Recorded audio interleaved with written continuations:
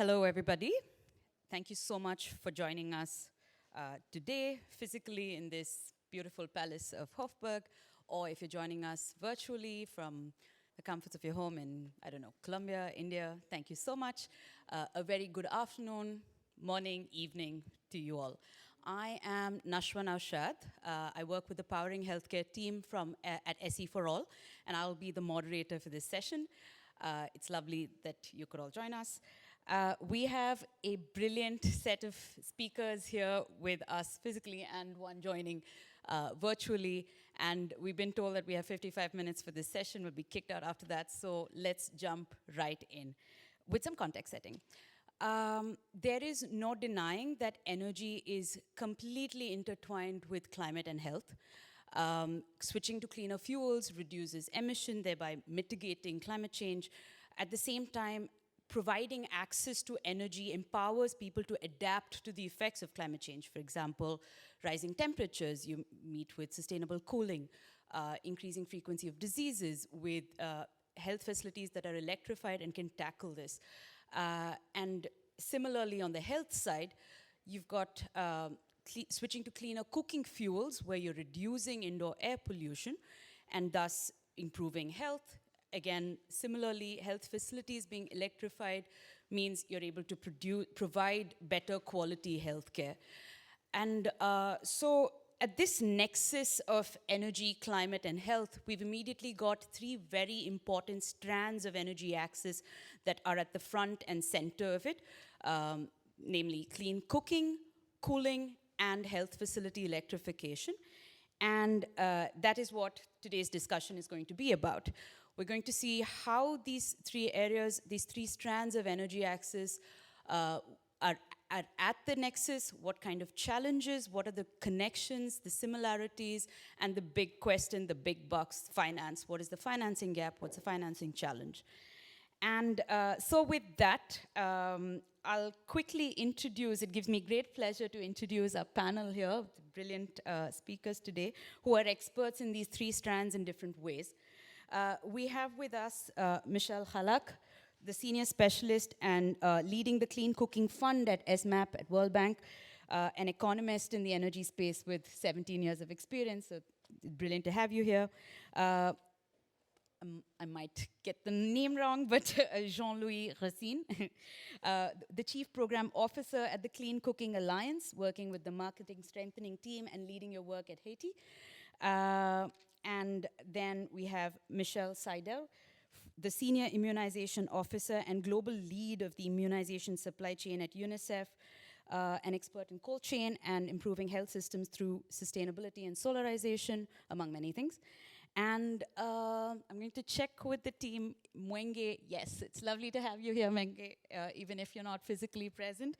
But we have Mwenge Mwana Menge, joining us remotely today, who's the Senior Manager for Supply Chain System Design and Integration at Gavi, the Vaccine Alliance, a seasoned public health specialist with over 20 years of experience in managing and implementing health programs.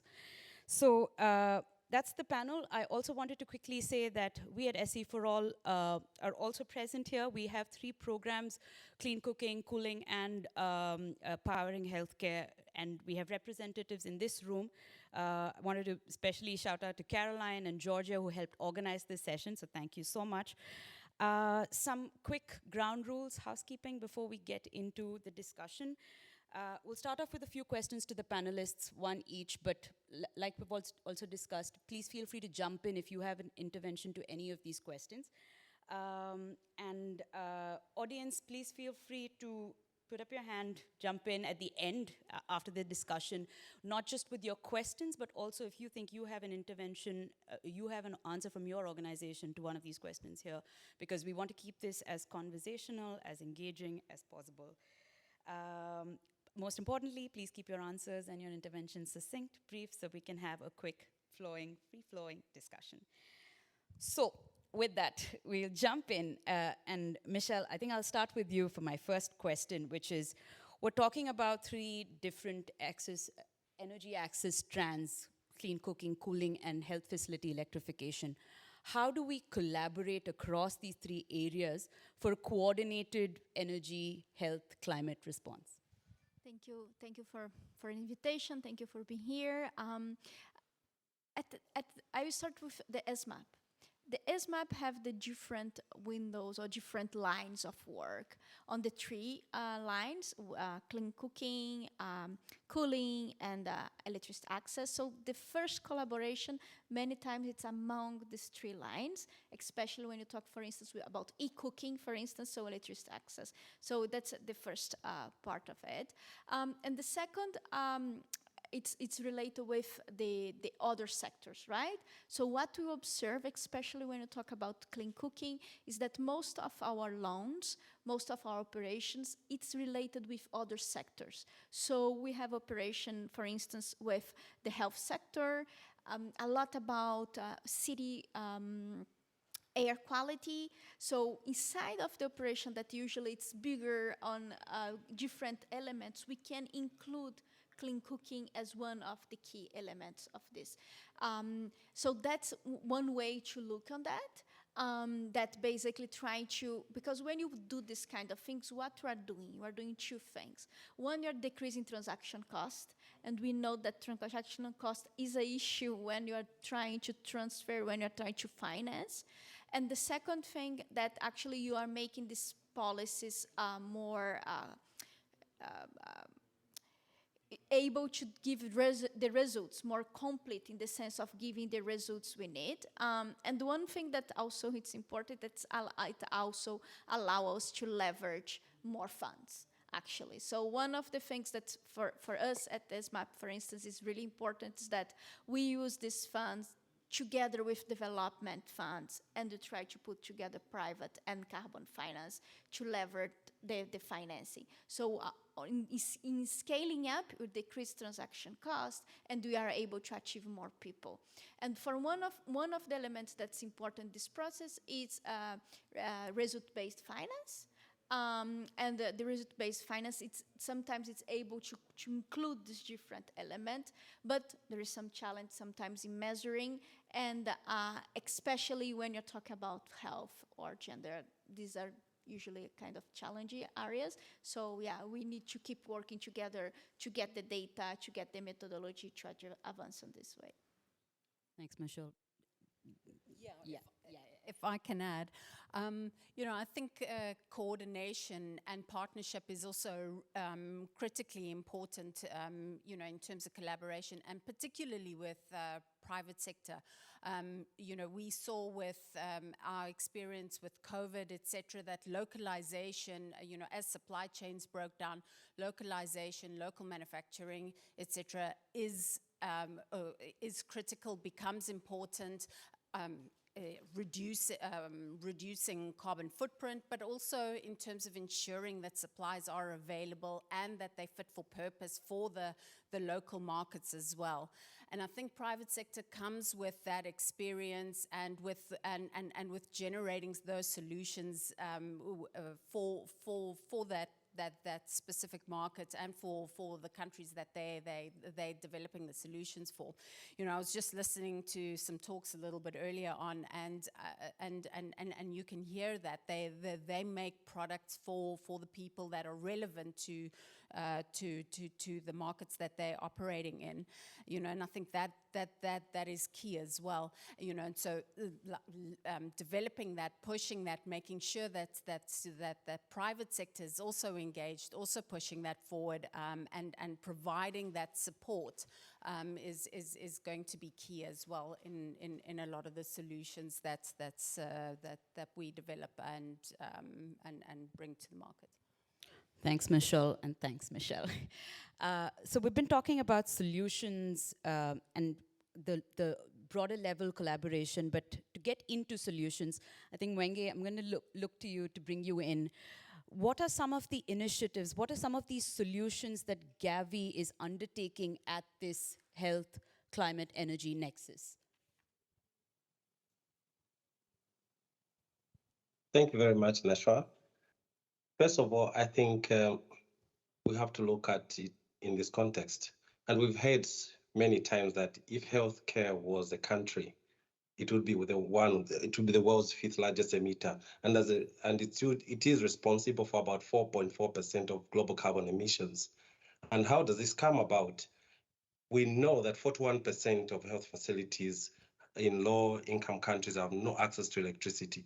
And the current solutions that are there, like the off-grid settings, emit about 97% more carbon dioxide than solar alternatives. And we are seeing the impact of climate change on healthcare systems and facilities that is accelerating. So Gavi comes in now to try to mitigate this problem that we are facing now. So Gavi has been investing a lot in solutions which are friendly to climate friendly, and these are, for example, the solarization of health facilities. Gavi has invested into solar direct drives, these are refrigerators which use solar energy. And this is all in the view of trying to reduce carbon emissions. So just to give you an example, like between 2017 and Q1 2023, Gavi has invested about $195 million. And this results into like 44,900 or so solar refrigerators. You can imagine this is like installing 23 solar refrigerators every day. But then we've moved on a little bit further to say, why should we just solarize the health facility? We should go all out into trying to see how we can also solarize the wider health facility, like to ensure that other primary health care activities can take place. We have diagnostics and things like that. So we are trying to see how we can solarize the health facilities. Right now, we're focusing on 4 countries, and this is a pilot that Gavi is trying to undertake, and with the hope that we can learn some lessons and leverage the coach and equipment optimization platform to ensure that we use that platform to expand the wider solarization. So there's quite a number of activities that Gavi is trying to work in, and we're partnering with UNICEF. Michelle is there, so we're working together to see how we can reduce the carbon footprint in the health sector. We also take note that there are other activities, like, for example, in healthcare waste management. We're trying to use new technologies which emit less carbon dioxide, which will be used to ensure to manage the waste that is being generated in the countries and in the health facilities. So these are some of the alternative solutions that really Gavi is trying to come into to reduce the carbon footprint and help to build healthier lifestyles and a cleaner environment for the people. Thank you, Mwenge. And then I'm going to sort of make an extension of that question and look to you, Jean-Louis, to see what kind of initiatives the Clean Cooking Alliance is undertaking, but with a specific focus on private sector. Michelle touched upon it earlier about the importance and the need to bring in private sector. So if you could comment on that, please. Thanks. So one of the things we're doing is we're trying to push innovation in the private sector. We're doing this by finding new and alternative sources of financing for this innovation, which is not only at the product side, but really also at the business model side. And we're also supporting the private sector in terms of understanding the deeper needs of their customers. So it's a thin, sort of nascent sector. And if we look at sort of the R&D and market insight needs, they're far, far greater than the sector can handle on its own. When you have a very dense, diverse sector that's been around for a while, you have a lot of information flowing, a lot of market research, a lot of sort of best practice circulating. Right now, we don't have that. There's just not enough going on in this market. It's what I would call a thin market. And if you want to sort of turbocharge it, you need to build an infrastructure of information, of innovation, of financing instruments around it. Just to give you a little bit of a sense of the innovations that have been happening in the sector just in the past few years. So one of the big challenges has been high upfront costs of equipment, so stoves. So clean cook stoves can be orders of magnitude more expensive than traditional cooking. So it could be $100 or more for an electric cook stove or sort of LPG or ethanol cook stove. And of course, a lot of people just don't have that kind of money in their pockets. Even if they wanted to pay for that and nothing else, they just wouldn't be able to. So there's been a lot of innovation at keeping those prices, those upfront costs down. One trend which a lot of companies are jumping on is pay-as-you-go. So you buy the product at a subsidized cost, and then using mobile payments and smart metering and remote sensing, you're basically only paying and topping up your sort of cooking account as you use it. Another has been sort of what we call tool and fuel models. It's like the classic sort of inkjet printer and cartridge. So the inkjet printer is very cheap, but then you're sort of locked into buying their ink, and that helps the manufacturer recoup the cost of giving you a cheap jet. There's some really cool experiments happening in Ghana now. A company called ZPay is developing a digital wallet that helps people contribute little by little so that they can accumulate enough money to refill their LPG cylinder, because it can cost a lot of money. But there are incentives. So for example, if you continuously contribute to your account, you get a cash reward, or you get sometimes access to credits. So there are a lot of clever things going on. Of course, carbon finance is being used as well by larger companies. It can be difficult for smaller companies to access carbon finance. And that's something that we're actually working on to crack that. We're working with a company, for example, called Nithio to develop a clean cooking specific risk analysis tool. It's AI enabled that would help investors and, well, carbon buyers assess the risk of investing in a smaller company, whereas they wouldn't even have been looking at it. We're also working through an innovation challenge with a company making ultra low cost plug and play meters so that they can track usage of improved cook stoves. So this is sort of cook stoves that burn biomass or wood, and that is much cheaper than the alternative, which is sort of circulating a survey, and also that's not accurate. And that data is really useful because carbon buyers need to know how much these cook stoves are being used. So there's just a few examples of sort of private sector innovations that are happening, many of which we have supported at the Clean Cooking Alliance. Thanks, Jean-Louis. I wanted to also quickly come in from an SE for All perspective. We've done a couple studies that look at how private sector can be brought in and how there's so much potential for a service-based delivery model in health facility electrification and cold chain for vaccines. So that is another angle I wanted to add for opportunities for the private sector here. I think my next question, which if you were here yesterday at the opening plenary, Damilola mentioned how the big question and the answer is finance. So I'll move us on to that very interesting question. And Michelle from UNICEF, I'll start with you. If we were to map this financing gap at this nexus and these three strands, how would that look like? And maybe you can start with a cold chain and health facility point of view. Sure, and I think to answer that question, you've got to understand, well, I'd like to explain what we're trying to do in the space first and how we've come to our analysis of our funding gap. So our approach is that we're looking at health facilities at the last mile and to deliver a primary health care and a basic package of care. And, you know, we've seen, and you ask, well, why is UNICEF doing this? I mean, we're not really in the energy space, but we are in the health space.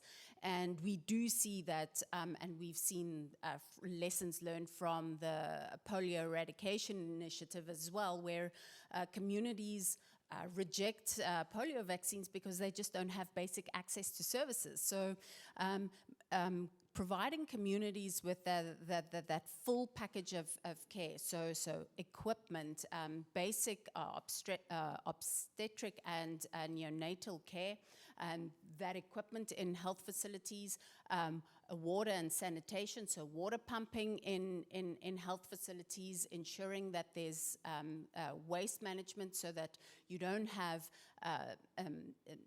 needles and syringes lying around outside the health facility, etc., are all removed, are safely disposed of as well, are things that we've had a look at. And when we have a look at that, and we look at last mile health facilities, so not everything, and we look at energy demand, etc., we did a basic mapping, and we looked at the least developing countries where electricity is obviously an issue in the remotest parts of the countries.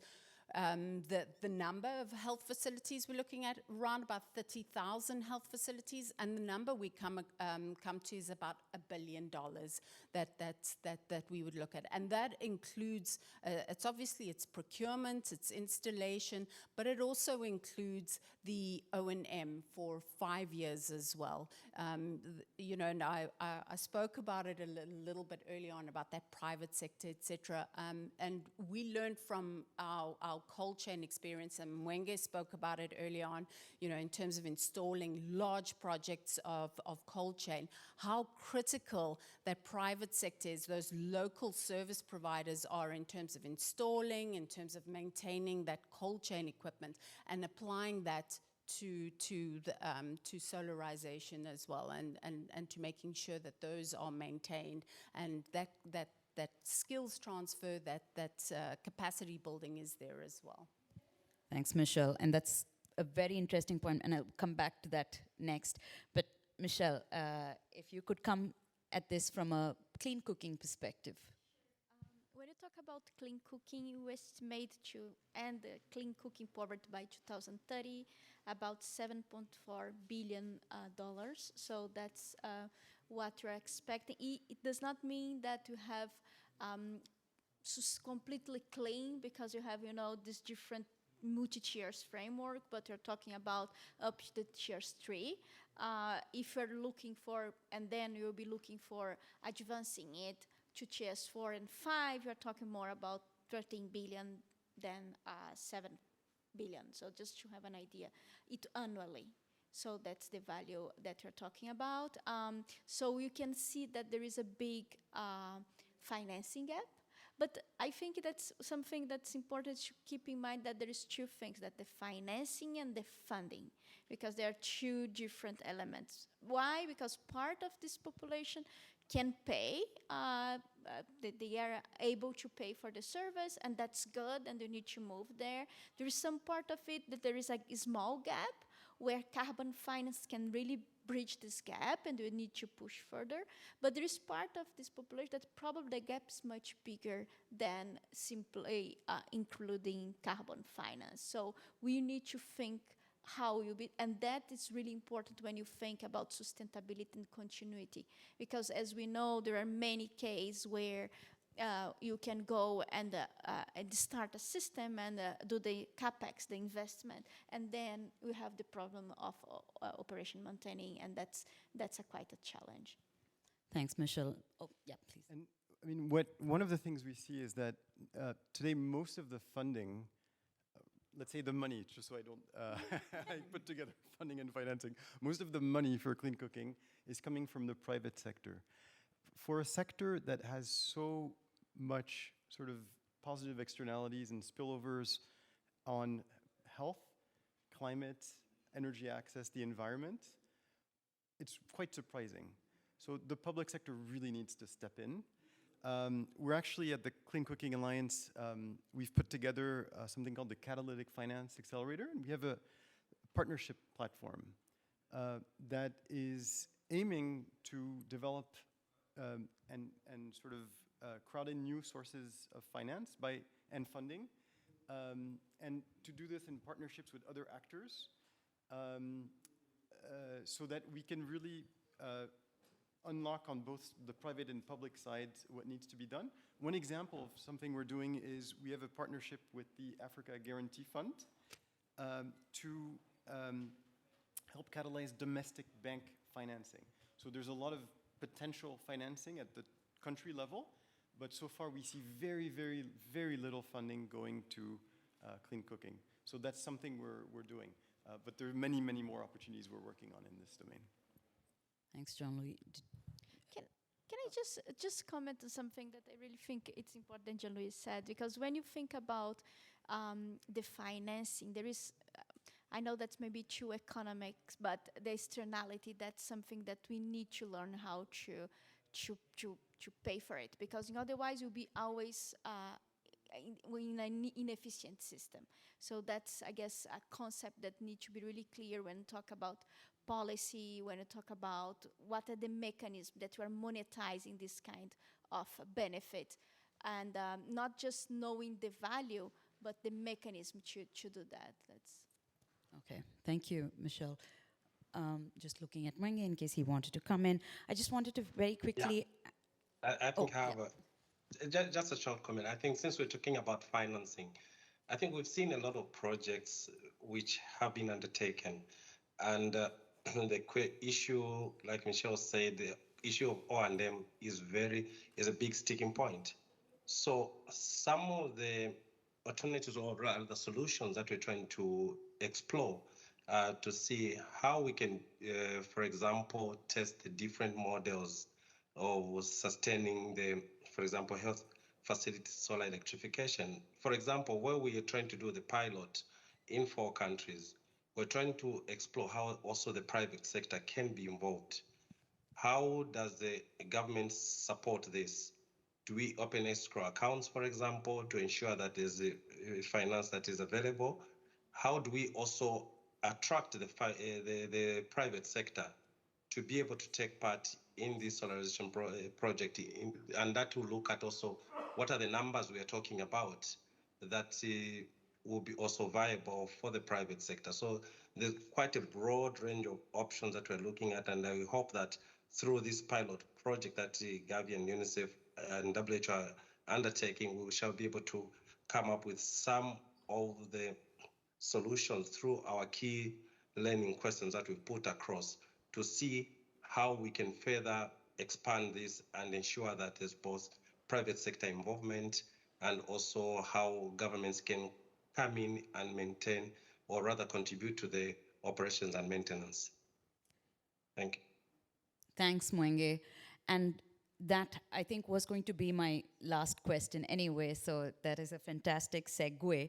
We're talking about O&M, and we're talking about how important it is to not just install and leave, and how do we ensure that it sustains. So, speakers, what is a lesson that you'd like to share with the audience today about how you ensure that projects are sustained? And it'd be great to hear from all of you. So maybe we start with Michelle. Sure. So I think I mentioned earlier on, I mean, we've got experience with large-scale cold chain projects. I mean, I think over the years, 180, 200,000 cold chain installations, and where we've done turnkey projects as well. So engaging suppliers and local service providers in one contract to procure and install, as well as provide warranties on this equipment. And we want to use this model, and we are, and this is how we're contracting for solar services as well, is that the local agents for the supplier will be doing the installation services, will be following up on the O&M as well. So building up that local supplier base, and given the fact that we've installed all these solar direct drive equipments, which essentially have solar panels in the past, had charge controllers, batteries, etc. Very similar equipment to what you would use in a health facility to solarize. The maintenance is essentially, and the operations and maintenance is essentially the same. So that skills transfer that is there, that market is there. So building that up for them to be able to provide that, those services in countries is critical. So that is something we're doing. Then, that we have done, and that market is there to tap into. Then the other thing that we're looking at as well are different models. And it's looking at it as on a continuum from equipment ownership by the government and an in-sourced model of operations and maintenance, all the way to outsourced models to energy as a service. So, and assessing those, as well as government's comfort with all of these, because it's also a bit of a paradigm shift, because governments are very comfortable with owning the equipment, with and doing a lot of that in-source, particularly in health I'm speaking of. So moving that now to sort of a service-based delivery model is something that we want to move towards, where private sector picks that up, because we don't see this as core services of any health ministry, because we do believe that private sector would be able to do this a lot more effectively in a lot of cases. I don't think it's every single context and every single setting, but where the market does exist. So those are things that we are assessing, we're looking at, and we're mapping out as well. Thanks, Michelle. Maybe I'll go to Michelle from Werbeck next. I guess I would put 3 points. One, it's the community transformation. So it's really important in terms of in the side of the behavior and the community change. And then institutional cooking and institutional changes, it's really key. And there, I guess, there is one of the key points where we related with health, hospital, food, and also education. So that's where we need, because there is a community, the people knows it, use it, and it's a kind of network effect in somehow. The second point, it's about affordability.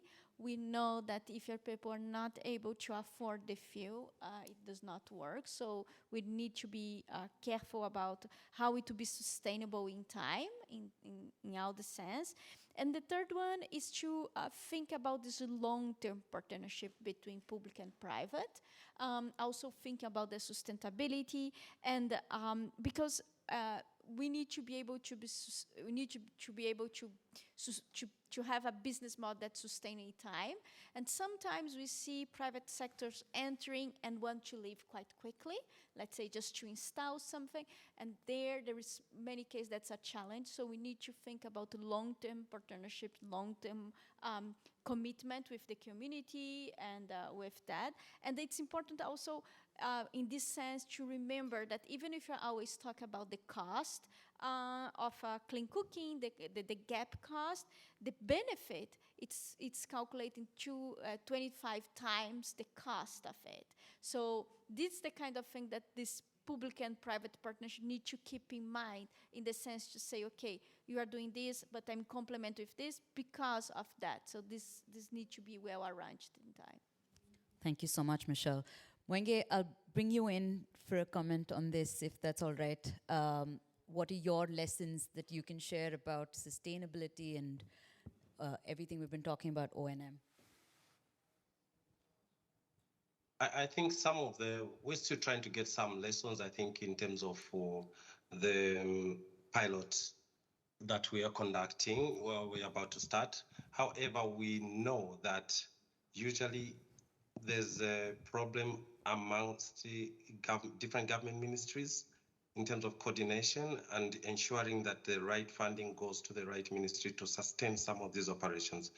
So I'm talking about, you have the Ministry of Health, you have the Ministry of Energy, and also other players. So the Ministry of Finance as well comes in.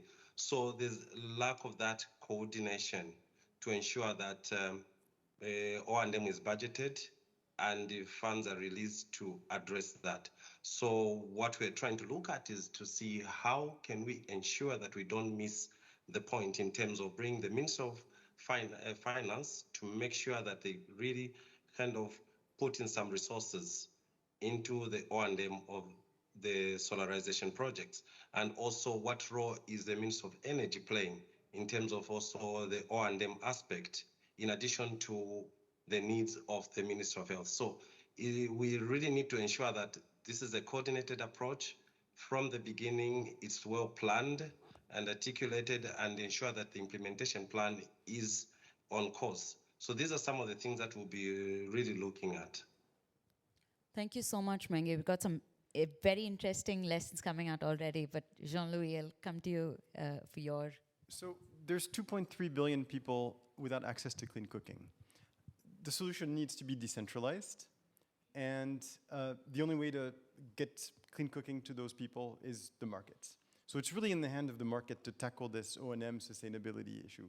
What our role as sort of, I guess, non-for-profit, I guess, governments or foundations or NGOs or international organizations is to set the stage and create a context that's going to help those companies be viable.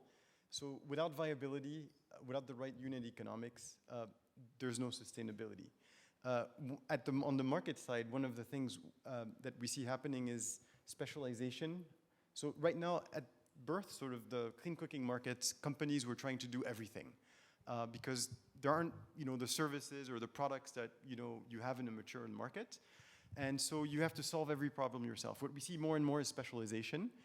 We see that in companies specializing on digital solutions for clean cooking, for example, such as the one I mentioned. You also see sort of business models at the forefront of distribution and focusing only on distribution. So that's what you need at the private sector side. But you also need, as I mentioned, institutions and infrastructure that helps this market operate. One of the things we're doing at the country level is supporting a network of delivery units, which are basically teams focusing on clean cooking embedded in governments who are basically champions and enablers of the government's role in setting the rules, the norms, the policies, and the sort of public infrastructure that's required for this market to operate. So that's just one example. There are many more. But in the end, it's really, we need to enable the private sector to have this role in a viable way. Thank you so much, Jean-Louis. That was all from us. I'll summarize this. I'm struggling to write notes and summarize at the end. But before we do that, I'm opening the floor to the audience in case you have any questions or if you'd like to intervene as answers to any of the questions that were asked, please raise your hand and I'll bring the mic to you.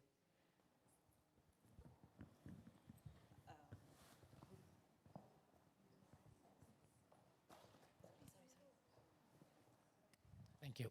My question goes to Mwenge. I'm a technical expert with UNIDO at the Center for Renewable Energy and Energy Efficiency in Central Africa. And quite interesting, I think, the issue of the role of the Ministry of Energy and Ministry of Health. And particularly, I think my interest is there's been projects where the private sector have been given funding. And we've seen the private sector go in and solarize some of the rural health facilities. But I think these projects have not been very successful. And I think the outcome has been that there's not been support from some ministries to support the private sector really, to create models that would support the business to thrive in rural areas. I don't know what's your take, Mwenge, and probably what are some of the solutions that you would propose for some of these challenges? Thank you very much. I think you are spot on. I agree with you, we've seen so many projects that have been undertaken and then maybe private sector goes in and then they're not able to efficiently provide the service. And this also results because of lack of resources. So what are we trying to do differently? We're trying to see, okay, fine. For example, UNICEF and Gavi are coming in to say, we're going to provide O&M for the next 2 years, for example, and we're going to pay for everything. But at the same time, we have to set up mechanisms in which we ensure sustainability. And how do we do that? We, like I said, involve the Minister of Finance, Energy, and Health in planning and budgeting. And we get a commitment from the government that they're going to carry on the O&M aspect for the next, maybe from the 3rd year to the 10th year to up to the life of the equipment. So one of the ways is to open an escrow account, for example, where the government will be putting in some money for the O&M implementation for the future, so that there's already readily available resources to be able to pay the private sector when they come in. So this, I think, is going to also encourage the private sector to come in and support the project, knowing that their services are recognized and they'll be able to be paid. But also at the same time, we'll be able to efficiently continue running the equipment that has been installed. Thanks, Mwenge. I'm going to look to the other panelists because, Jean-Louis, you were just talking about government supporting private sector, and that's essentially what that question was. Did you want to come in at this point to add to anything that Mwenge said? So, I mean, on this coordination role with the private sector, I mean, we actually see this as a really deep issue in all countries in which we've been involved in. And that's actually one of the roles of the delivery units, is really to concentrate this sort of coordination function in a place.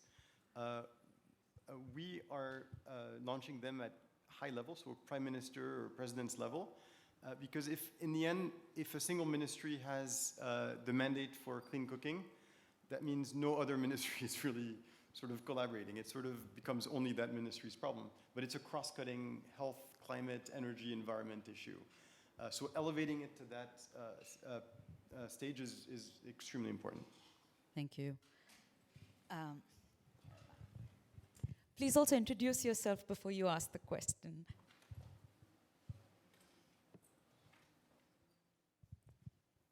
Okay, thanks. Caroline Ochieng, finance specialist, clean cooking at AC for All. So I think, yeah, one question I have, and it's nice that we have this group that is linked in health and energy, is that I sort of see this clear collaboration when it comes to powering healthcare, like the health facilities. Then you clearly see the energy and health sector with some collaboration model, maybe not highly effective, but at least it's there. Now, when it comes to clean cooking, then it's really, really difficult to get to the health sector engaged. And it's one thing for, say, Ministry of Energy advocating for clean cooking in terms of its impact on health, versus if the same was to be done by the Ministry of Health. I think it would be more powerful. And you're talking of, you want public resources of which there's high competition, and you want it to be allocated to an energy issue. So I don't know if from your perspectives, what you see has been the challenge for getting that, and what would be the suggested way forward? Thank you. I guess you have a really good point. One way, it's when you talk about air quality. I think it's each time more recognized about the impact of air quality on the health. And usually there it's the kind of, I'm thinking the kind of operations that usually is related with health and we can work with clean cooking. It's when it goes through the discussion of air quality. So there is some regions that this is an issue, on really clear issue, and that, yeah, it is easier.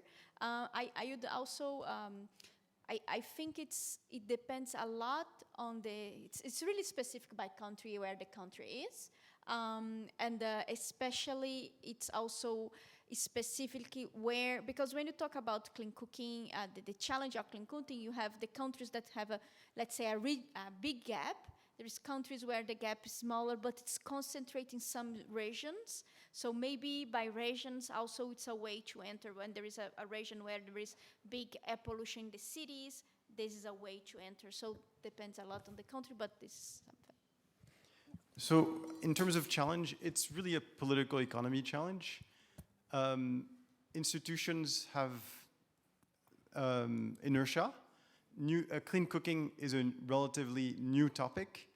If an institution's sort of Ministry of Health structure and funding has been set up along specific themes, that means their personnel, their budget, there's physical infrastructure like hospitals, there are all sorts of assets that are already sort of ingrained around these themes. It's very difficult for a new theme to come in, like clean cooking, and sort of, make its way into the mainstream agenda of a Ministry of Health. So to me, I see it like really a political economy challenge. Thank you so much. Any other questions? Yes.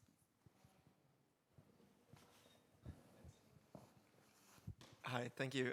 Very interesting panel. I'm Patrick from Energizing Development, and my question relates back to the solarization of health centers, so in particular talking about SDG, fridges, and so on. Our team was recently doing a survey in 5 countries to see where Energizing Development could also play a role in this SDG electrification space. And I think it was quite shocking to see, let's say, in certain centers, a series or kind of rows of fridges provided by other organizations, let's say over the course of time in some countries since, let's say, Ebola crises were coming about, or different kind of health crises over time delivering certain products. And I guess for me, it was a reflection, okay, what are we doing wrong in the development space as development partners? Is this a known problem that we have, let's say, of kind of either miscoordination, or I was inspired by some of the words regarding O&M possibilities, what opportunities and solutions there are, but what could we be doing better in the development space to coordinate our activities better and make sure that there's not, a row of vending machine-like SDG fridges from way back when that are sitting there gathering dust, but rather, you have 1 or 2 really functioning systems, maybe also with some solar home system accompanying it for, I don't know, health workers or something like that. I could possibly take that. So I think a couple of issues in there. I think the one thing is, when it comes to decommissioning of cold chain equipment, huge challenge in health systems. First, removing it from asset registries, from ministries of health. Most health facilities, they don't know how to do this. They aren't the procedures, etc. in place. So very difficult to just pick it up and remove it, and they don't know how to dispose of it properly. The policy, the guidance, the procedures, and the funding to do that are not available. That's the first thing. The second issue regarding sort of multiple procurements of those things, I think, is the fact that there aren't good inventory systems in countries at all. Mwenge can attest to this as well. Every time there is, and possibly the World Bank as well, anytime there's procurement, there's always funding that is needed to be able to, for teams to go out and assess where the cold chain equipment is, because countries don't have those systems in place. And to an extent,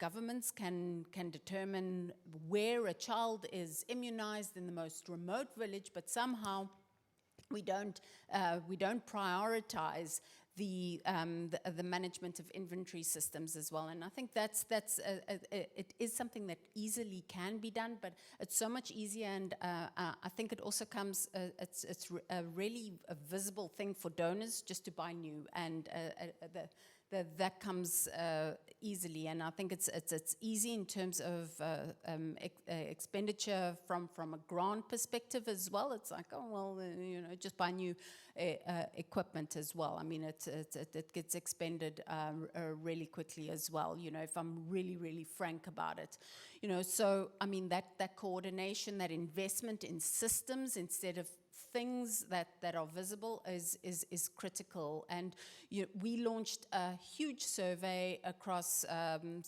73 countries, looking at what some of the challenges are from in cold chain.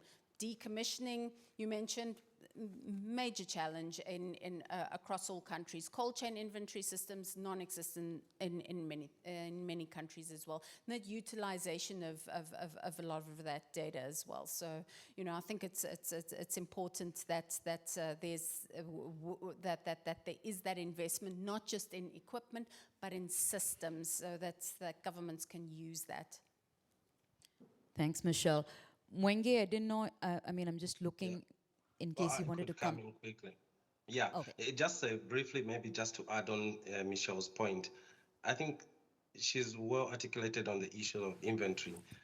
One other thing that Gavi and UNICEF are emphasizing to countries before they apply, for example, a grant of hot chain equipment optimization, we're trying to ensure that a recent inventory should have been undertaken to ensure that we have some sense of visibility on what is on the ground, on what is there, how old it is, and also we have different equipment that is coming in. So we want to know what is the amount of equipment that is pre-qualified already and the other equipment that is not really pre-qualified. So it gives us a sense of what is lying outside there. So it's one of these issues that we're trying to implement to see how we can improve the system. Thank you so much, Mwenge. Looking back to the audience, if there are any other questions. Yes, please.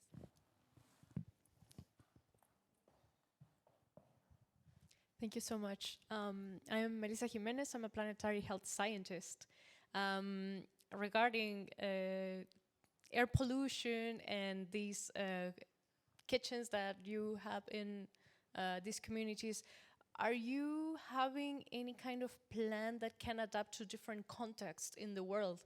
Because we are adapting probably this to African countries, but have you thought about doing it worldwide? For example, I come from Latin America. We have a lot of these problems in our rural communities, and where sadly, because of the politicians and the laws that are there, not all of these projects can reach all the people who need this kind of help and are already suffering from respiratory diseases caused by the 2.5 PM particulate matter from these kitchens that are not well designed because of their bad context. So are you maybe piloting in more areas this holistic project, and have you got any good results regarding of health and regarding of progress in general? And yeah, thank you. Thank you. Michelle, would you like? Thank you very much for your question. Bring up Latin America and Brazilian as well, so I sympathize with your question. Yeah, because one thing that sometimes, as something that I try to say, sometimes we are looking where the gap's bigger, and it's normal because look, that's the. But we have in Latin America and the Caribbean, we have 90 million people that lack clean cooking, and that's something that also need to be treated. In Latin America, I would say that we have three different groups. The first one is the people that usually it's in the rural area. Most of the place where the three stone stoves that open fire is this place. And we have something that's really challenging and need a lot of attention, that's Amazonia, because all the context related to that. And then we need to think about the technologies associated with the culture. And so think about global solutions. I think it's really hard in the sense of technology side because of the kind of food you eat, the kind of the culture you have. So you probably need some specificities on this region. You have also another group in Latin America that's also really important, is that the people related with affordability. What does it mean? That actually people may have the stove, but they don't use it. That's one of the big issues in Latin America, and especially related with subsidies and the down and up of LPG price, which is the biggest technology that we use in Latin America. So that's the second group of problem you need to deal with. And the third one, I would say that some specific countries in LAC, we have a bigger issue. I would say Haiti, it's one of the countries that's different. Honduras, it's another country. We may have some countries where it's not, let's say, the last mile, and it's not just the question of affordability, but to have a bigger network. But yes, we are working on that. And but in a different perspective. Some lessons from other regions is useful, and some lessons from LAC, it's really useful to think other regions, but there is some specificity. But specifically about technology, I think the characteristic of the food, the characteristic of the environment, it's really important to be taken account as well. I think that might be all the time we have for, very quick, if you could keep it. Yes, please. Yeah, just to follow up that question, I just wanted to find out if there's any attempt to try and standardize the improved cook stoves. I think that have been coming up a lot, especially in most African countries. You've seen that in the off-grid space, there have been some cook stoves that are traditional but now improved. Is there any attempt to try and do some standards for them to just ensure that the quality is consistent?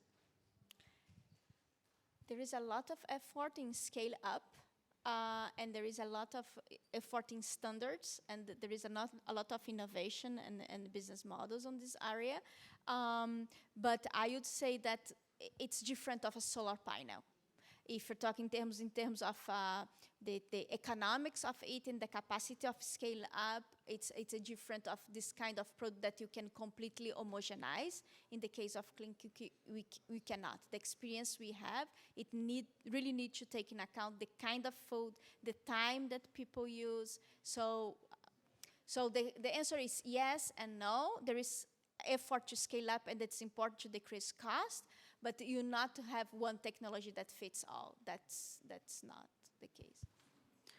Thank you so much, and thank you all for having been here. I just wanted to quickly summarize what we've heard, because we've heard some very, very interesting points. I see 4 main points coming up: the need for data and the need for an inventory base, the market assessments that need to go into health facility electrification and cold chain, the tremendous opportunities for the private sector to come in, but the need for regulations and coordination with government that we heard today. We saw financing, funding, we saw the investment gap. It's in the billions. I wanted to add to something you said, Michelle. SE for All, we've done, along with WHO, World Bank, we've also done a study which looks at a broader, extrapolating that figure. It's almost 5 billion, the investment gap across 63 countries. And so we're looking at an investment gap of the billions, but it's really great to hear the kind of financing mechanisms that are being explored, especially to ensure sustainability. We heard some really good points about a local supplier base, affordability, community trust. So, I mean, this was a really, really great discussion. Thank you so much, panelists, for being here, and thank you so much to the audience for such an being such an amazing audience, and for your wonderful questions. Hope you have a great rest of the day. Thank you. Thank you.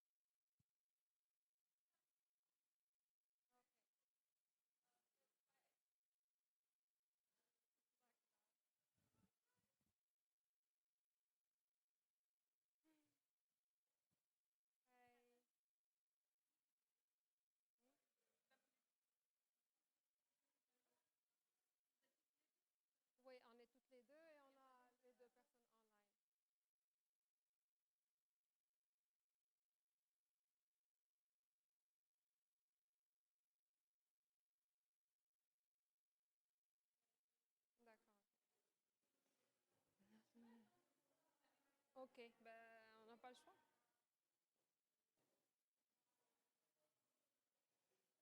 Thank you. Good afternoon, ladies and gentlemen, and thank you for attending this session at SDG. Je sais pas. Je pense. Hello, Mr. Nofel, Mr. Jones. Thank Good you for your afternoon. patience. Only Hi, good maybe a afternoon. few minutes, 5 more minutes, and we'll start. Thank you so much Okay, for being no with problem. us. Thank you so Sure. much.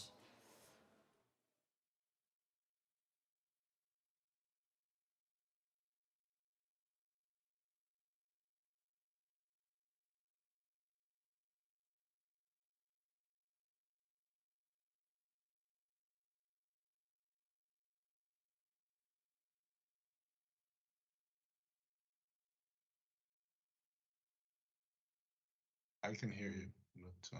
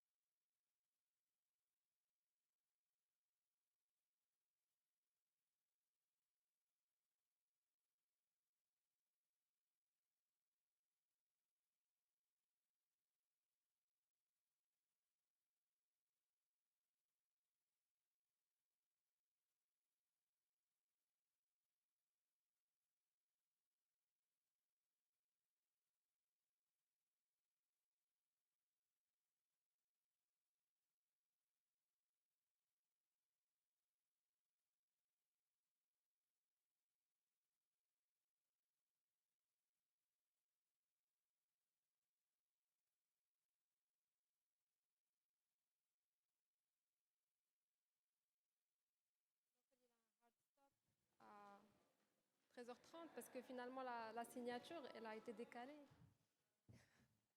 Donc du coup on doit commencer. Ça a été décalé aujourd'hui. Ok, it's okay.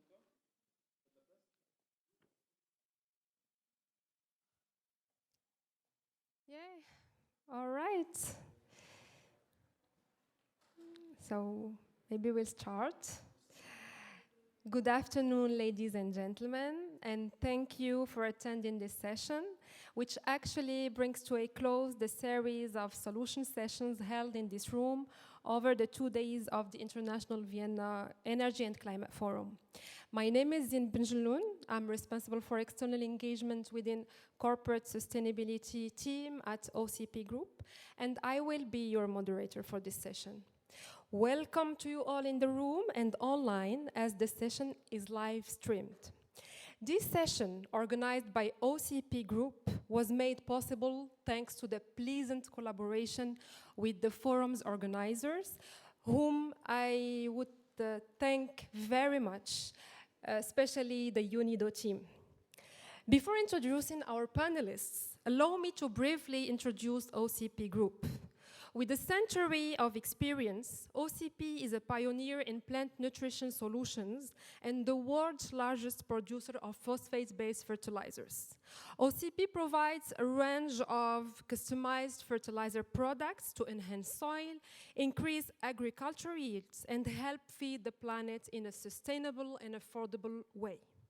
Headquartered in Morocco and present on 5 continents, OCP works in close partnership with more than 350 customers across the world. Closer to home, OCP is committed to accelerating Africa's environmental and social development and implementing sustainable and prosperous agriculture through continuous innovation. As the custodian of the world's largest reserves of phosphates, the group is actively working to simultaneously accelerate progress towards 2 of the UN Sustainable Development Goals, zero hunger and climate action. Now, because fertilizers play a crucial role in securing and ensuring global food security, how to decarbonize the fertilizer production value chain is the question to which our esteemed panelists will answer from their different perspectives. So, without further ado, I want you to please join me in extending a very warm welcome to our esteemed panelists, whose expertise will guide us through this conversation. Today, we are privileged to have with us online Mr. Naufal Mahdar, who is Vice President Climate Action and Decarbonization at OCP since 2020. Prior to that, Naufal spent over 15 years in various technical and managerial functions at Total and BP, involved within major projects in the deep water and harsh environments in Northern Europe, Africa, and Middle East. From 2016 to 2020, Naufal managed a North African investment fund ventures in energy storage and recycling. Naufal holds a Master of Science and Engineering from the École Centrale de Paris in France and is graduated from French Institute of Petroleum. Naufal Mahdar, thank you for joining us today. We don't hear you actually. Hello, thank you Zina for this nice introduction and happy to be with you today. Thank you, Naufal. Ms. Yusra Souaf is also here with us today. She's Senior Project Leader at IVECF since 2021, managing the industrial development of new projects, mainly in Power-to-X and green ammonia. Before, she worked for GESA, a joint venture between Worley and OCP for 9 years, where she drove front-end engineering design projects within OCP's industrial development program. Yusra holds an engineering degree from Mohammedia School of Engineering in Morocco and an executive MBA from Africa Business School and Columbia Business School. Yusra Souaf, thank you so much for being here with us today. Thank you, Zina. Thank you, Zina, for the introduction. Welcome, Ms. Souaf. Today, we are also pleased to have Mr. Jones Alami taking part in this conversation online. He's Professor of Plasma and Surface Technology, Head of Materials Science, Energy and Nano Engineering Department, and holder of the Energy Sustainability Chair at Mohammed VI Polytechnic University, UM6P, since 2016. Dr. Alami has a doctorate in plasma physics and a PhD in thin film physics from the University of Linköping in Sweden. Following postdoctoral research at Aachen University in Germany, he joined industry where he held the position of research and innovations manager. And in 2011, he founded an R&D company and simultaneously occupied the position of adjunct professor for 3 years at the prestigious Shanghai Institute of Ceramics, Chinese Academy of Science. Dr. Alami has more than 130 peer-reviewed publications and 30 patents and patent applications. Such an exciting experience we will be digging into later on. Dr. Jones Alami, it's a pleasure to have you with us today. Thank you very much, Zina, for the introduction, and good afternoon, everybody. Thank you so much. So welcome to you all, ladies and gentlemen, to this conversation. We will spend in the next 50 minutes discussing together. So I encourage our audience in the room to keep their questions warm for the Q&A session around the last 15 minutes. All right, let's dive in. As mentioned earlier, sustainability is the heart of OCP strategy, which includes the strong commitment to combating climate change. So my first question goes to you, Mr. Naufal Mahdar.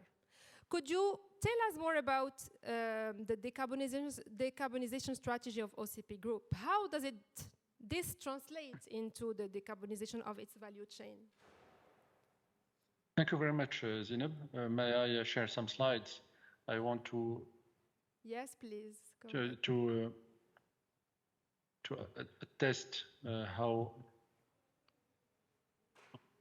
sustainability in general and climate action decarbonization is embedded within our DNA.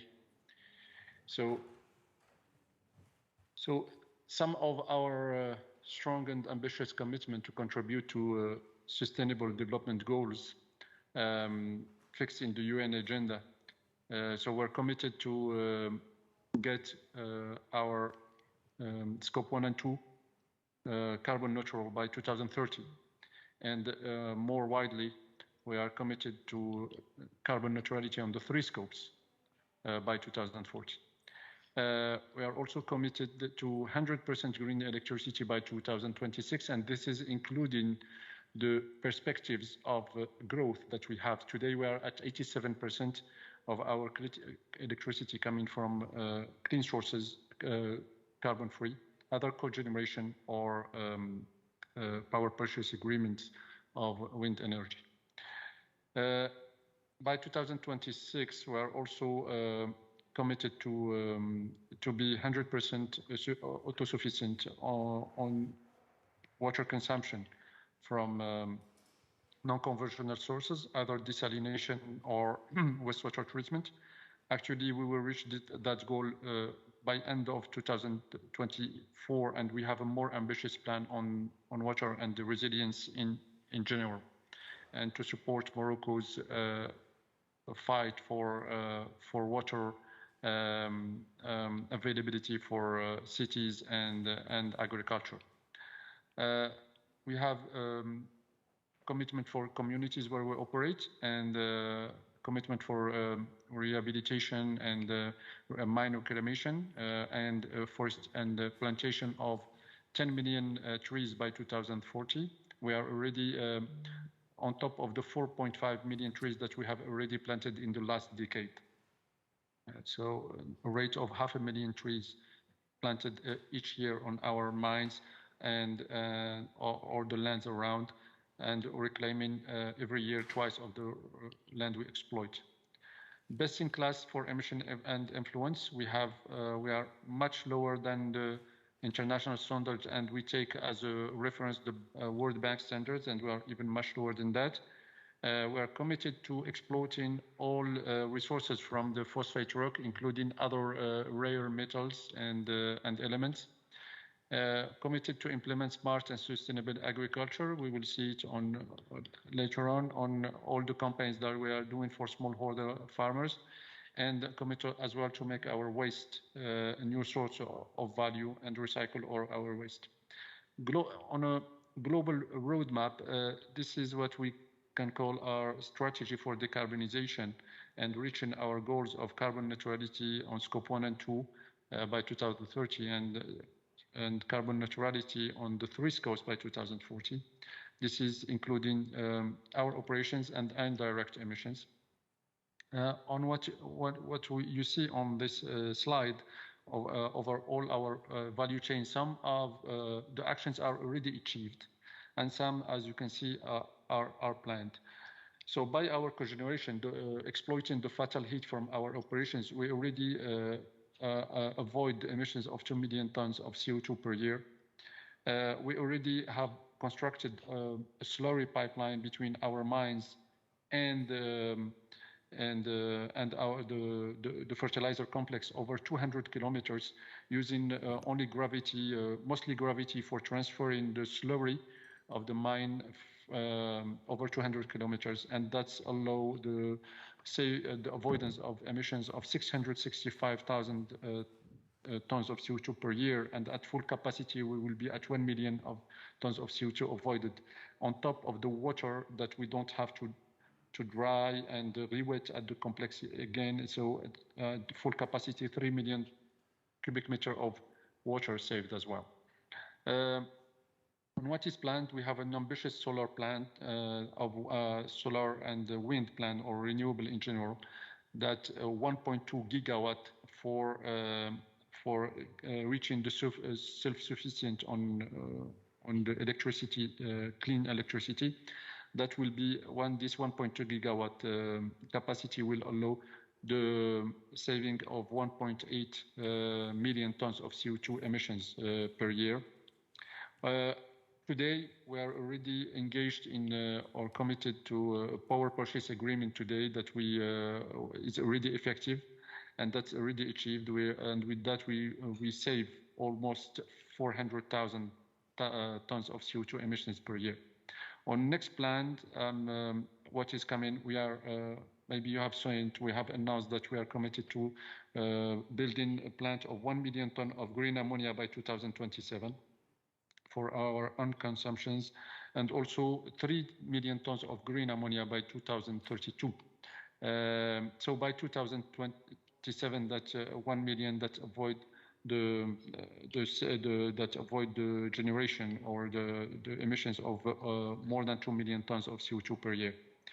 This is on top of what we are doing on using green hydrogen for drying fertilizer, for drying phosphates, and also all the efforts that we are deploying with farmers to abate the emissions coming from nitrogen-based fertilizers, on top of sequestration of CO2 by promoting sustainable practices and carbon farming.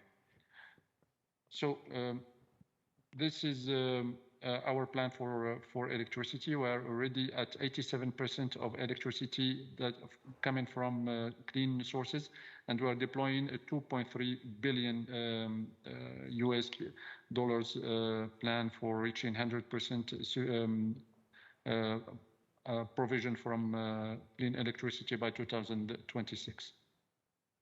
On the resilience side, we are committed to building by 2027 560 million, producing 560 million cubic meters of non-conventional water. This is almost 5 times more than our need, but this is mostly to supply the surrounding cities where we are operating, and also the farming communities, and to help Morocco in its strategy of fighting against the drought that make Morocco one of the 21 countries most stressed hydrically in the world. I already touched base on that. We have done a major technical challenge, achieved a major technical challenge of a slurry pipeline over 200 kilometers. That's allowing today the avoidance of emissions of 665,000 tons of CO2 per year. Today, we are saving the use of 1 million cubic meter of water for re-wetting the rock when it arrives at the fertilizer complex. At full capacity, it will be 3 million cubic meter of water that will be saved. Also, we are a big promoter of sustainable agriculture. Our campaigns of Agri-Booster has touched already 2 million smallholder farmers in Africa, and we are also deploying a lot of other campaigns in Brazil, in other many countries to promote the decarbonization of the agriculture and the food systems in general via sustainable practices, via innovation, via accompanying farmers with education and helping them with finance and the resources. So we have launched many pilots and work for carbon farming as well, either promoting cover crops, no-till farming, crop rotation, reduced inputs, using technologies We are already at 20,000 hectares in Morocco, and we have launched also pilots in Brazil on top of the agri-boosters and the school lab that we are campaigns that we have in Africa. And we are promoting many startups that are using new technologies for MRVs to bring to make it more accessible to farmers and to make carbon certification more accessible and more affordable technically and economically for farmers, and reward them for the sustainable practices that we are promoting. So all these efforts that we're deploying are being recognized by the most stringent standards in the world and the most recognized organizations. Moody's is ranking us the best mining and metal company in emerging markets. Our management of greenhouse gases is ranked as strong by Sustainalytics. We have ranked number 4 over 300 companies in the global food and agriculture systems in the World Benchmark Alliance. And in the CDP, we're A- score, which is the best score over all the fertilizer complex industry or fertilizer industry worldwide. We have also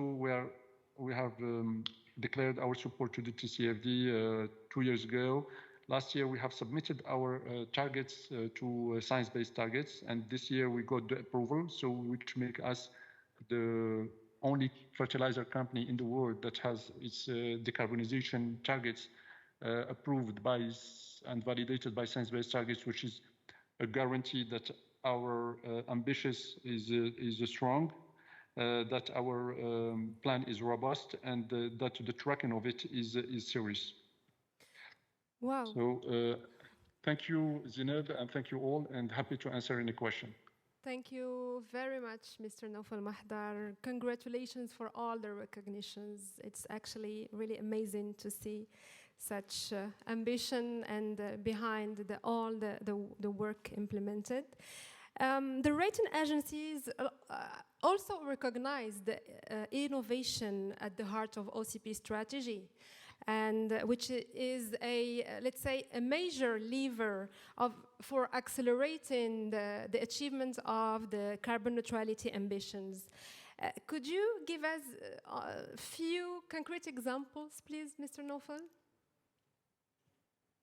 About innovation, well, innovation is in our DNA today, and Professor Alami will be better placed than me to speak about it, because he's in part of the University Mohammed VI, which OCP was the founder of it, and all the successes today we see with UM6P and the innovation that they are driving is make us proud, but also is serving our agenda for decarbonization and fighting climate change.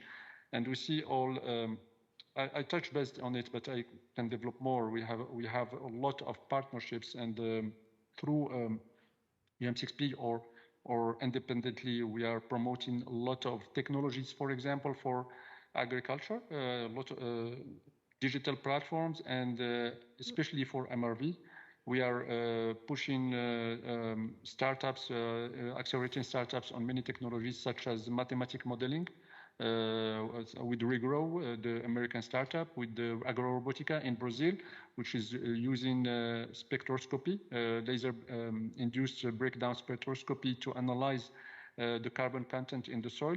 So we are launching many remote sensing as well, and we are launching many technologies towards farmer to make this the practices that they are deploying worldwide are more trackable, more traceable, let's say, and much cheaper for them, to make carbon certification for them less hassle and more rewarding. On top of what we are doing as innovations, not only in the farming side, on the green ammonia side, we are launching pilots with the university in Jorf for testing different technologies for green hydrogen and green ammonia.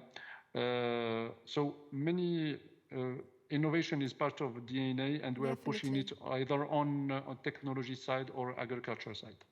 Thank you very, very much, Mr. Naufel Mahdar, for Welcome. sharing that with us. Very interesting indeed to get an understanding of the overview of what you're working on right now to decarbonize the whole fertilizer production value chain. For more than a century, ammonia has been used as a base ingredient in fertilizers. So in fact, if we want to decarbonize a major component of fertilizer production, which is ammonia, and whose production emits high levels of greenhouse gases, it's imperative the world makes a decisive shift to the production of green hydrogen to make green ammonia at scale. So I want to give the floor to you, Ms. Yusra Souaf, to please tell us more about the green ammonia program launched by OCP precisely for this purpose, and how does it fit into the overall sustainability approach for the group. Thank you so much. Thank you, Zainab. So indeed, I think you very well introduced the subject. So today OCP is producing around 12 million tons of fertilizer and is projecting to upscale its production to 20 million ton by 2027. We know that fertilizer is only the tip of the iceberg when it comes to all the value chain and the supply chain of the fertilizers. And one main ingredient to producing fertilizers is ammonia. So if we go green on ammonia, we go green on fertilizers. The major part in making ammonia is making green ammonia, is making green hydrogen. So green hydrogen comes from electrolysis, where we separate oxygen from hydrogen, and then we use that hydrogen with the nitrogen that comes from the air to produce the ammonia. And all this process is zero greenhouse gases emissions. So the perspective to make green ammonia comes to feed this whole sustainability and environmental let's say adventure that OCP is getting into. And for that, there are multiple projects ongoing.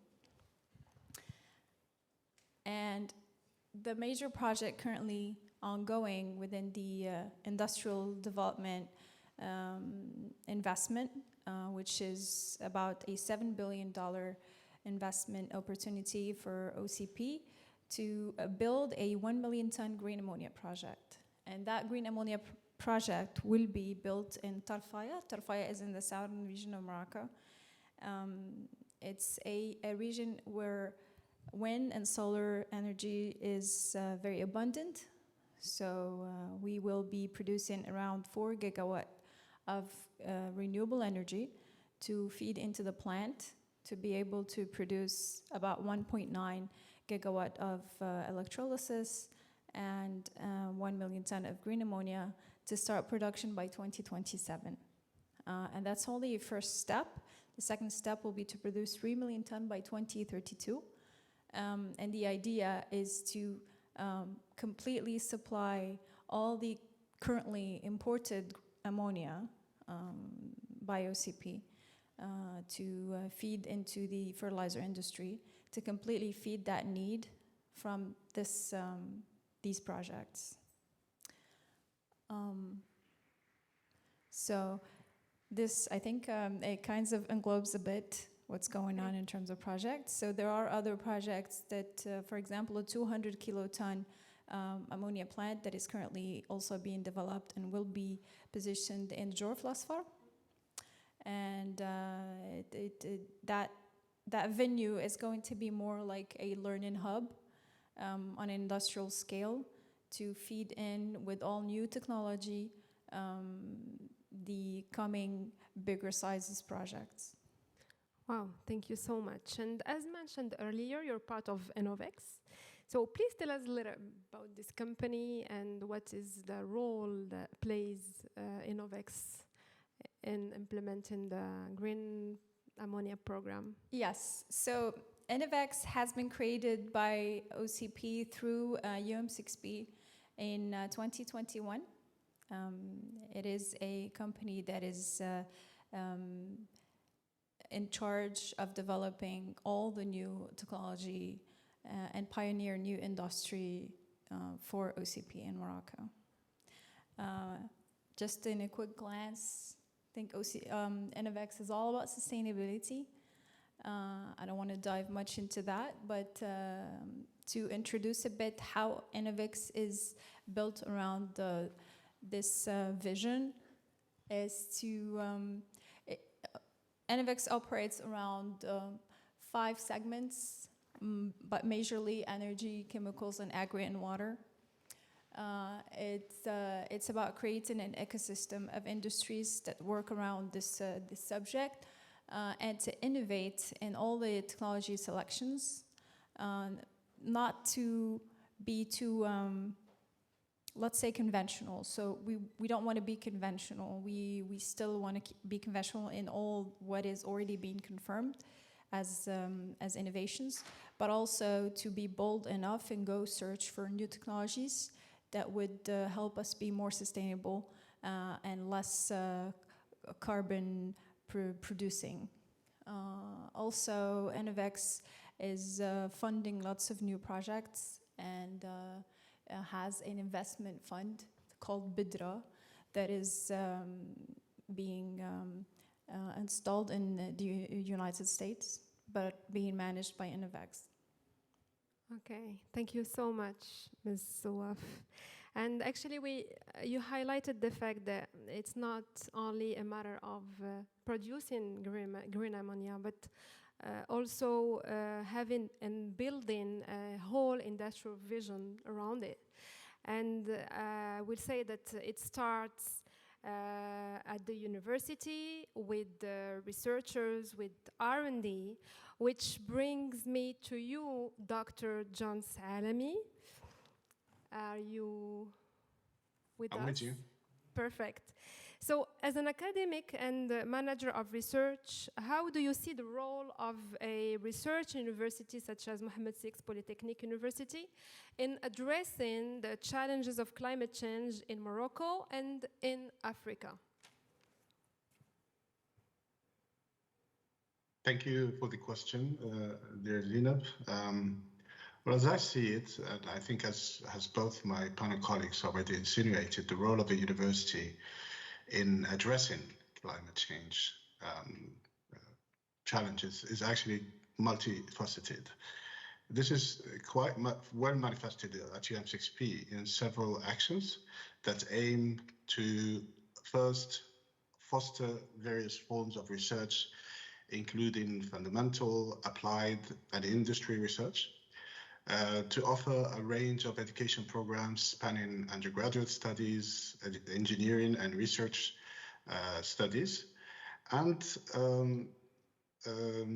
also considering that we have observed that forward-thinking universities, they typically are targeting entrepreneurship in their offerings as well. So UM6P aligns with this trend, as we believe it is a crucial approach to tackling climate change challenges. The complexity of these issues necessitates an environment that where innovation is deeply ingrained in the university's fabric, meaning that it is embedded in the programs, the culture, and also the identity of the university. So at UM6P, we focus and we follow a specific methodology. We initiate exercises that encourage stakeholders to engage in understanding the Moroccan context, which involves, of course, identifying strengths and weaknesses, determining Morocco's and ecosystem's position in the African and global context, and also identifying key partners and discerning the needs and challenges at hand. So, for instance, when addressing decarbonization, which is a critical aspect of climate change, we recognize that it is a complex endeavor that depends greatly on the scope considered for greenhouse gas emissions. So by leveraging multidisciplinary research and education programs, UM6P, together with OCP Group, of course, and are addressing all scopes, 1, 2, and 3, greenhouse gas emissions to ensure carbon-free enterprise by 2040, as my colleague Nofel has mentioned. So I would like to also emphasize that these efforts involve a multidisciplinary collaborative approach driven by a clear vision and purpose, and the establishment of international partnerships and collaborations, including those within our own continent, Africa.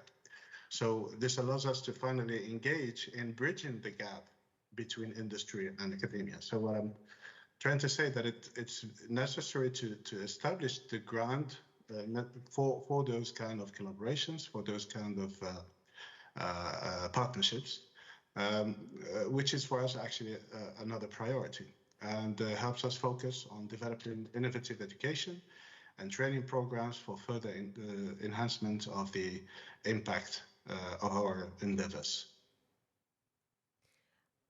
Thank you. Thank you so much, Mr. Adami. With such ambitious objectives in diverse fields such as agriculture, water, and green energy, was wondering what are the specific actions that has taken UM6P to train adequate and impactful human capital capable of accompanying this energy transition?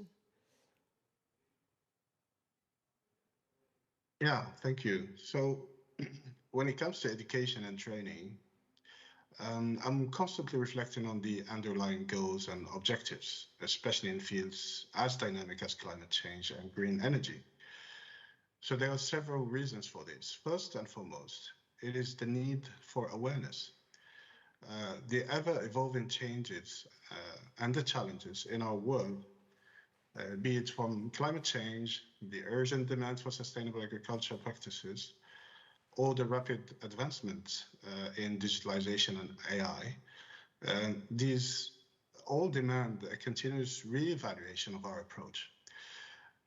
In my view, educating the next generation of researchers and engineers should go beyond technical proficiency. We should take in consideration this ever-changing environment and the new different dimensions that need to be taken in consideration for an efficient education. So it should also, and research of course, so it should also encompass adaptation, innovation, and an entrepreneurial mindset.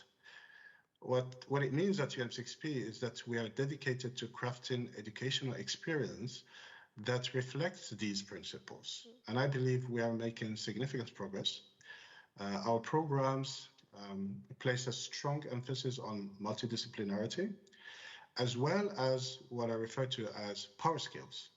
Power skills, typically known as soft skills, but actually they're empowering our youngs through effective communication, leadership, augmented humanity, collective intelligence, and critical thinking.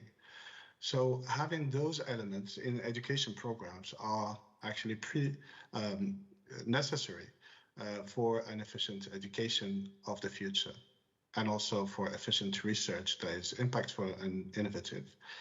In fact, if we examine shortly the current job market, we recognize that it increasingly seeks experts who are not only technically proficient, but also capable of constant innovation and facing challenges head on. Which of course includes a willingness to take risks and explore new solutions, as well as an ability to adapt quickly and to change. So it is clearly a shift in the traditional education paradigm, and I believe our success hinges on how urgently we address this educational imperative. What I described here is what I otherwise call the entrepreneurial mindset. And it is in this context that I would like to give my take on entrepreneurship, because typically people think of entrepreneurship as creation of startups, but I think it's more than that. Entrepreneurship embodies the actions, all actions that's taken by individuals or groups that unleash creativity and energy, ultimately leading to the creation of new economic, social, institutional, and cultural environments. So it's really a culture, a state of being, and this is the mindset we aim to install not only in our students, but also in our researchers, administrators, collaborators, and beyond. It's a commitment to add in value through the liberation of energy and the establishment of values that have the potential to drive change and make a meaningful impact. So witnessing young engineers and researchers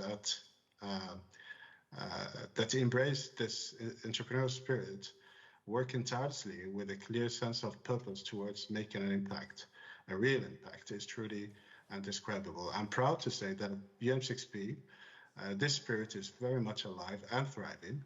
It serves as a continuous source of motivation and hope, not just for me personally, but for our stakeholders, and particularly for OCP, Innovex, and all other partners that we are working with. Thank you so much, Mr. John Salami. I'm proud to say, too, that through the different presentations, we've seen some of the main ingredients necessary to accelerate the transition to high-yield, climate-positive agriculture to combat climate change and enhance food security. Today, OCP is investing in new industrial capabilities, talent pool, cutting-edge soil health science, tech innovation, collaboration, and financial partnerships to make possible the transition to climate-positive agriculture and decarbonize its own value chain.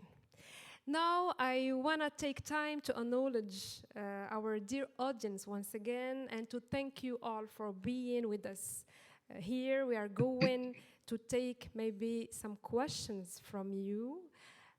Don't hesitate if you have any question. Yes, please. First of all, thank you very much. Here is the mic. Okay, thank you very much for a very, very interesting presentation. I have a quick question in relationship to advances in technologies, which I believe could be an additional advantage to the way fertilizers interact with the soil, and I'm thinking specifically of nanotechnologies. My understanding is that in recent years, or maybe even decades, I don't know when the process started, but with the development of nanotechnologies, there are now possibilities to actually develop molecules at a nano level that are much better absorbed by the plants, so they give better produce, not only in terms of quantity, but also in terms of quality.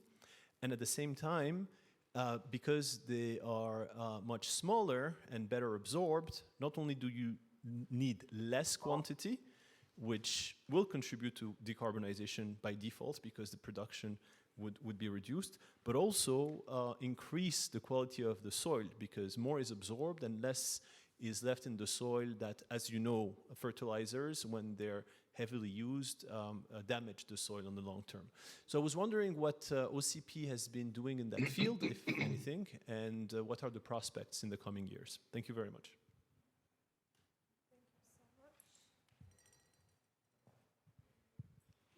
Dr. Jones, maybe the question is intended to you. Okay. Thank you so much.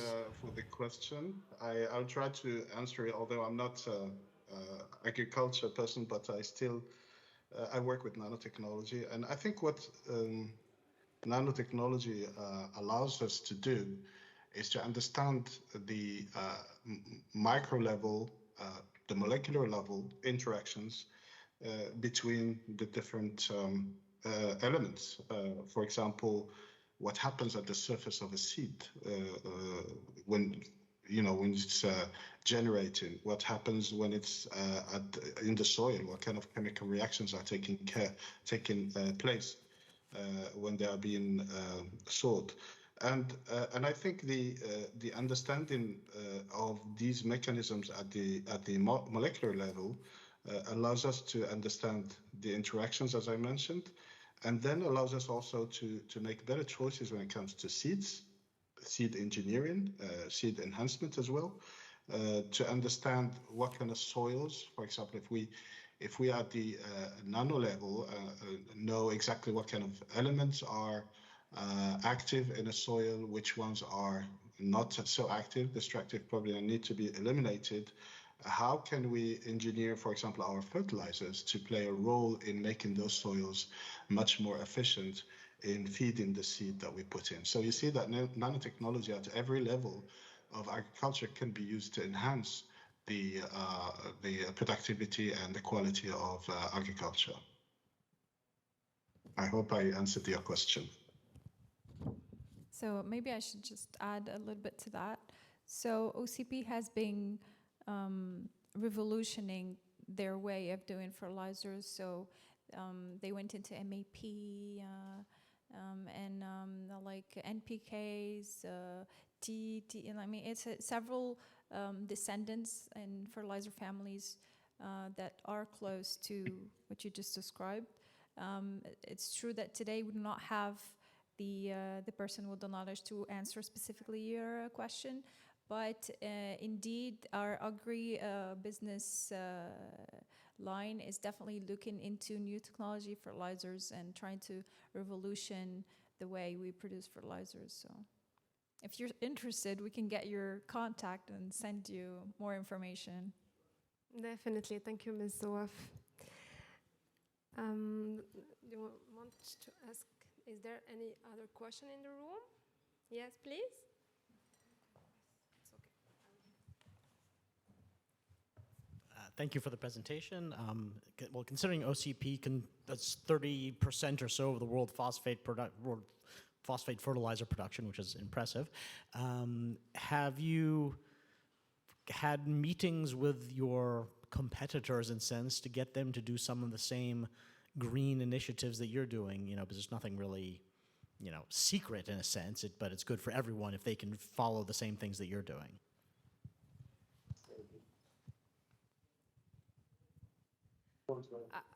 Zeynep, do you want me to answer this question? Okay, please go ahead, Nofel. Thank you so much. Yeah, well, of course, we are part of many sectorial associations, either the International Fertilizer Association, where we have conducted with our peers from Norway, from Canada, from Middle East, all our peers, we have conducted studies with the experts and to recommend how we could mitigate and decrease or abate the emissions linked to fertilizers for production, but especially for the use at the farmer level, because we would succeed only if we give positive or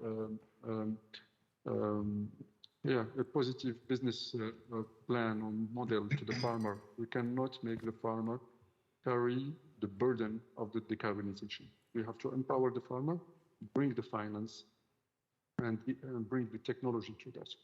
So we have even produced a document for our positions that was released for the COP27. And we are continuing this effort. We're also doing it also for South countries in the South-to-South cooperation. We are part of the Arab Fertilizer Associations. And we have even been awarded in October the prize of the most sustainable fertilizer company in the Arab world by the Arab Fertilizer Association. But the meaning of that is not to get the prize, is to share, and to set the objective for all the sectors. And we are happy to see that other companies joining the SBT's science-based target initiatives, and also from the South companies, some companies more and more conscious of innovation and sustainability for contributing to the climate change mitigation. Thank you so much, Mr. Mahdar. Yes, more questions by here. Good afternoon. Niels Schulz, I'm from UNIDO, from the Agro Innovation and Bioeconomy Unit. Thank you very much for the presentation. That is very interesting to see as we are all talking about getting regenerative agriculture to scale and to address this food, energy, water system interconnectedness. There are two aspects of technology that I would be interested in, to what extent you're using it already or integrating it in your portfolio, and one of that is mycorrhizal inoculation, as this is one pathway to make phosphates better plant available. And the second complex would refer to pyrogenic carbon and biochar, to what extent you are integrating that as well, as this is energy related and climate. Thank you so much, sir. I don't know if Dr. Alami has some information about that. Not really. I know that there are projects in the use of biochar for regenerative agriculture, for regenerative soil, but I don't have any details on that. Maybe Nofel can chip in.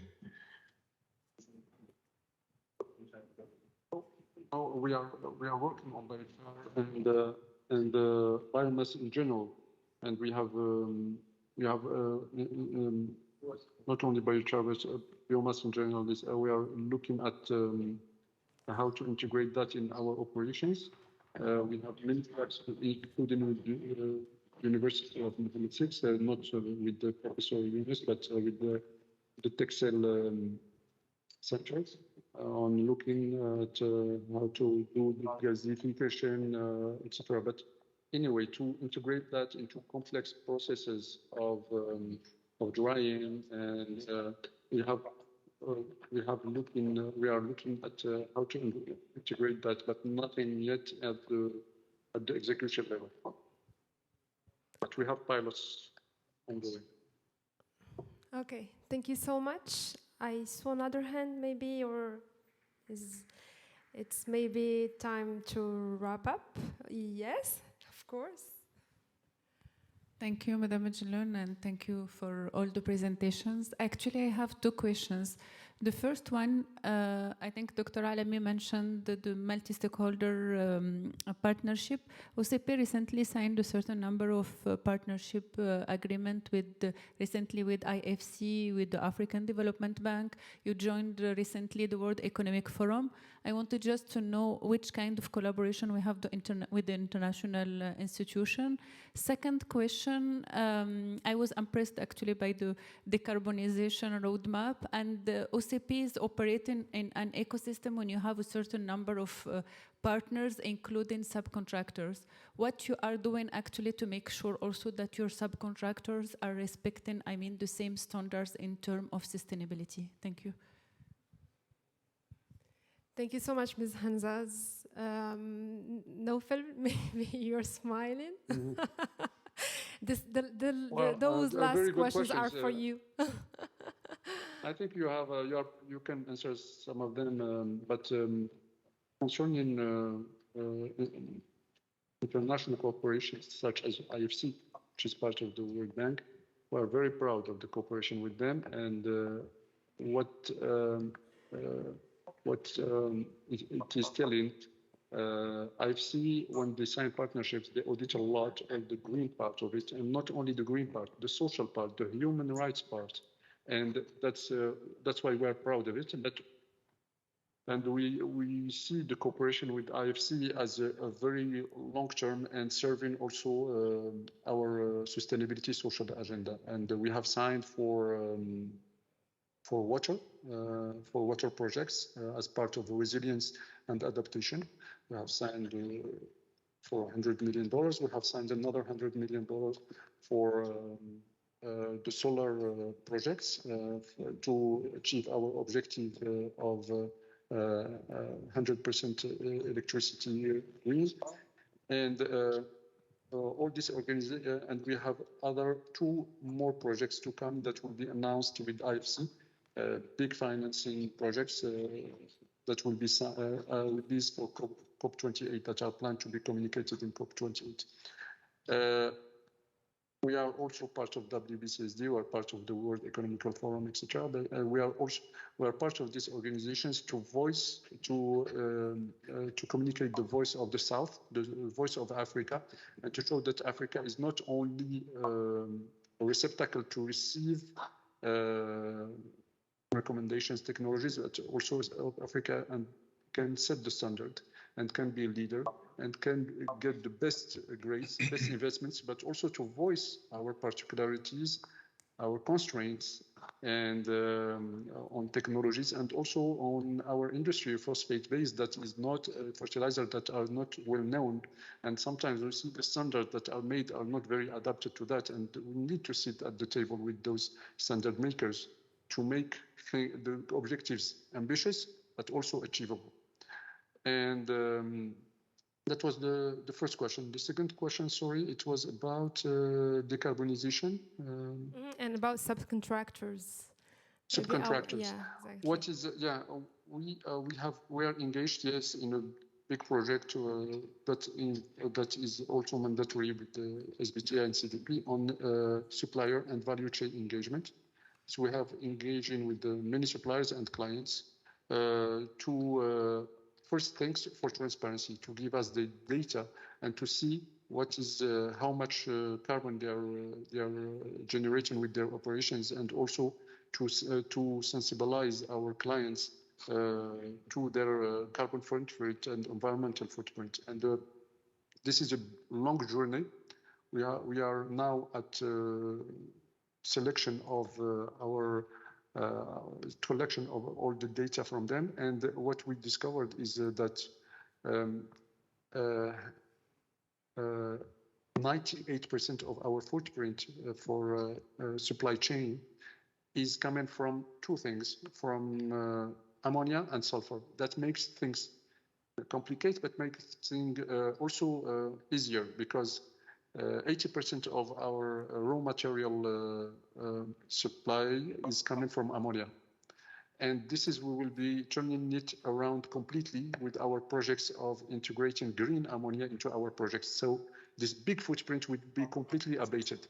For sulfur, we are engaged with our suppliers as well, because it's 1/6 or 1/5 of our ammonia footprint, the sulfur, and we're engaged as well how to see which regions are bringing the low-level sulfur. And the same thing, we are doing it also with our subcontractors in Morocco. But our particularity is we have two raw materials that constitute the biggest part of our footprint. Thank you so much, Naufel. As I mentioned before, OCP Group is actively working on simultaneously accelerating the two SDGs, Zero Hunger and Climate Action. But SDG 17 is the key to be able to achieve such ambition. So the right partnerships. And we are working to have the right partners to join forces and be able to achieve such huge ambition through all the different international institutions and the partners that have been mentioned before. So I think it's time to close the session. It was really a great and wonderful session. Thank you for spending your most valuable, I will say, and precious asset, which is time, your time. It's time to thank our speakers for participating and making this session really great. Please join me in giving them a round of applause for their valuable contribution. So let's please do. Of course, again, thank you everyone, the organizers, the speakers, the audience. We'll say congratulations for the success of this great forum, the International Vienna Energy and Climate Forum.